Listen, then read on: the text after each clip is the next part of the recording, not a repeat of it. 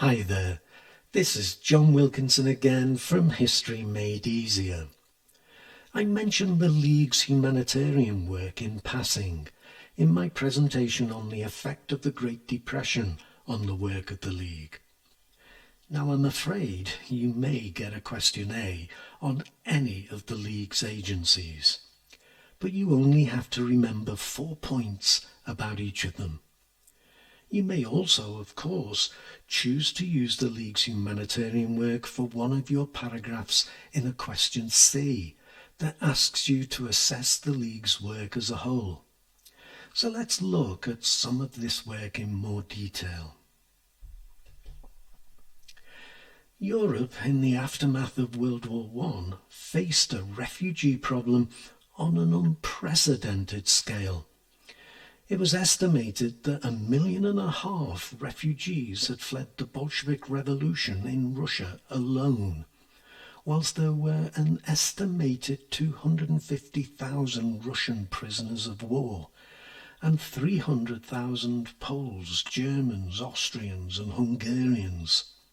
So in total, there were probably more than 500,000 prisoners of war in 1920, and they wanted to go home.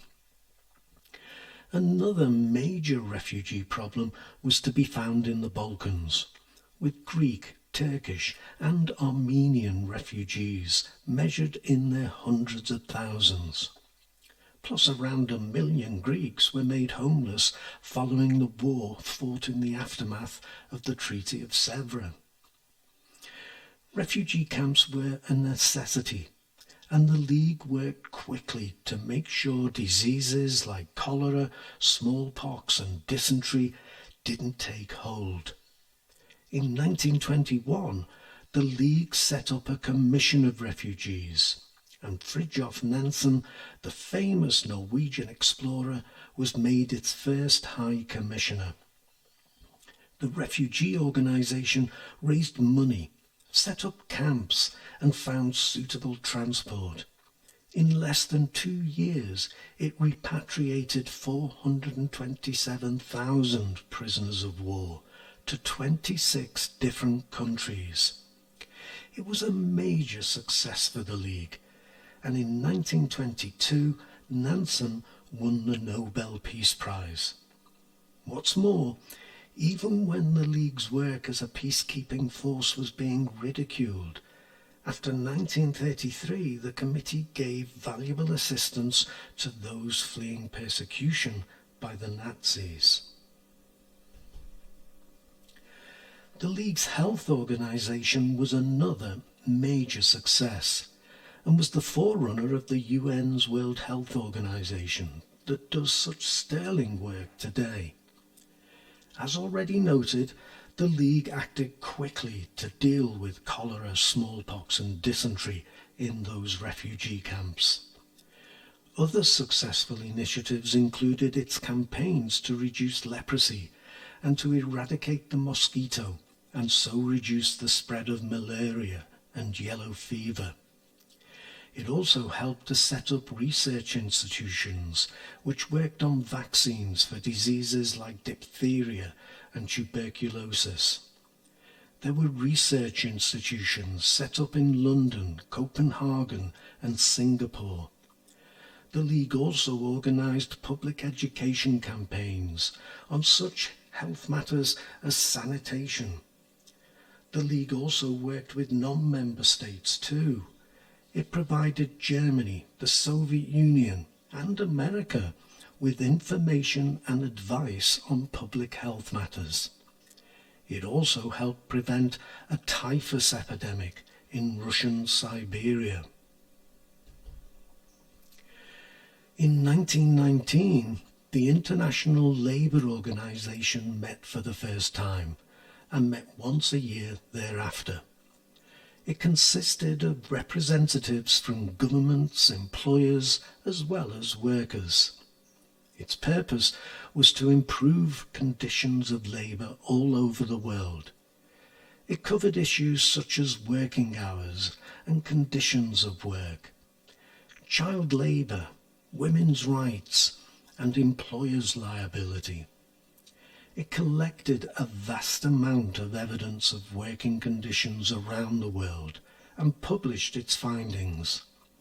Its recommendations would be agreed at its annual conference and would become conventions. League members would then be expected to present them to their respective parliaments within the ensuing year. It hoped to persuade governments to impose standards and adopt its suggestions. It called for minimum standards, such as a minimum employment age of 15, an 8-hour working day, a 48-hour working week, annual holidays with pay, and the right to join a trade union. It also called for minimum wage rates, sickness and unemployment insurance. Health and safety in the workplace was another focus. It also lobbied for old age pensions.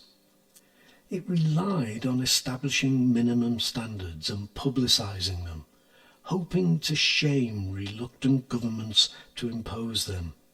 But it couldn't interfere in the sovereign right of nations to legislate as they saw fit. Their sovereignty was sacrosanct. So that even though it successfully limited the hours small children were allowed to work, it couldn't ensure this was put into practice everywhere.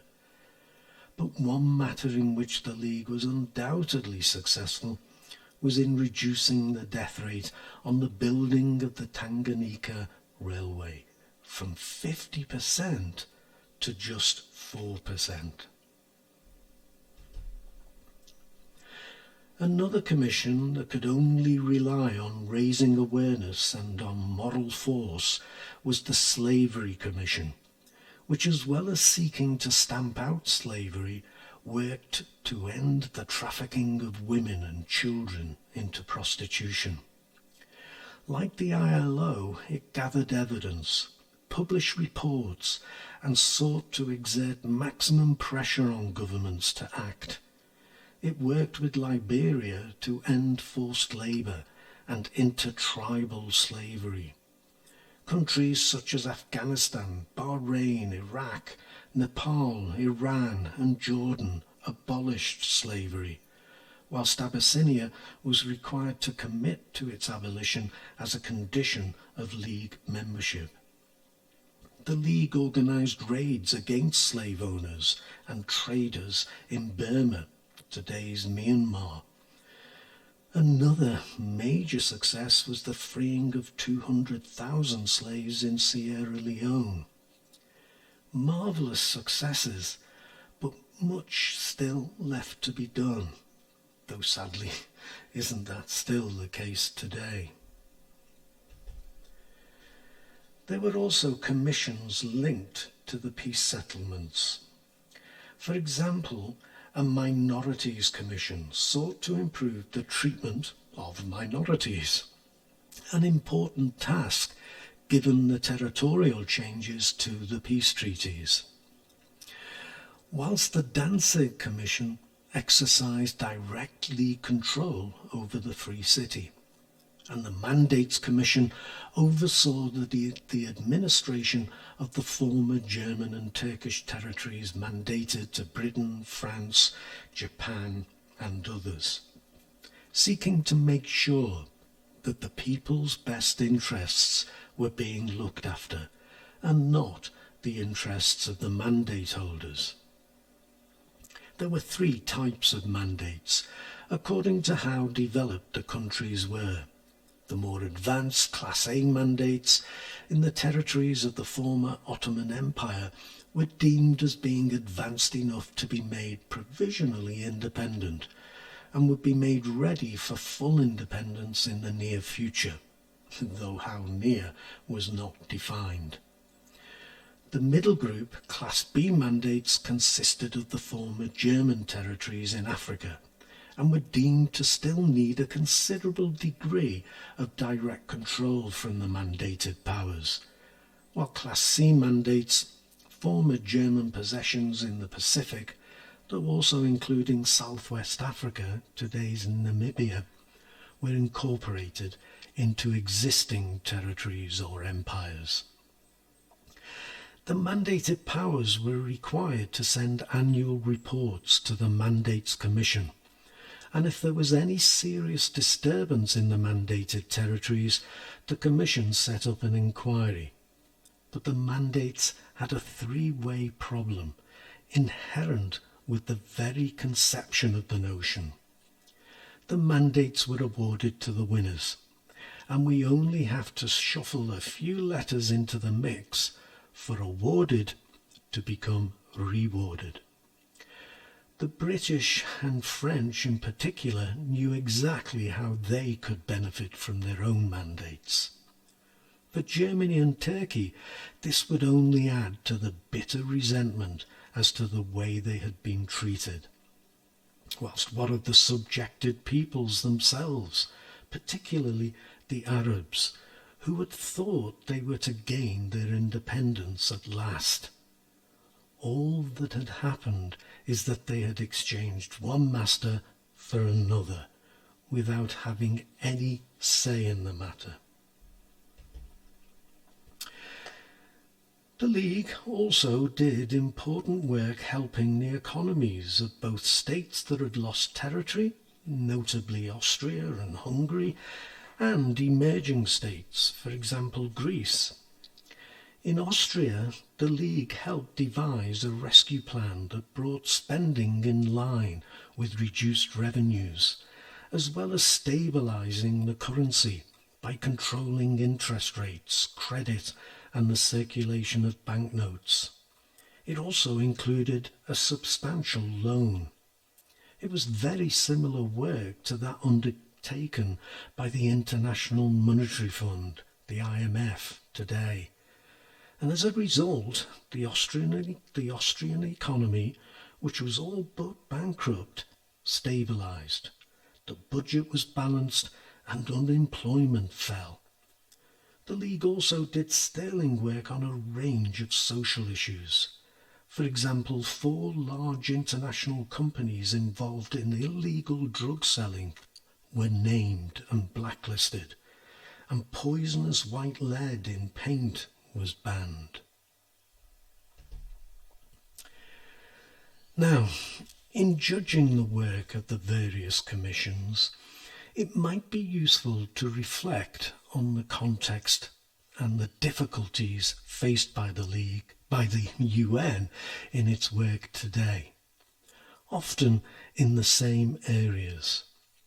Just as now, the League faced a refusal of sovereign powers to be judged on universal standards. When economic development, religion, and other cultural aspects varied so much, as well as a reluctance to spend money when there were so many other demands made of it. MUNers will know exactly what I'm getting at. However, one thing is not in doubt.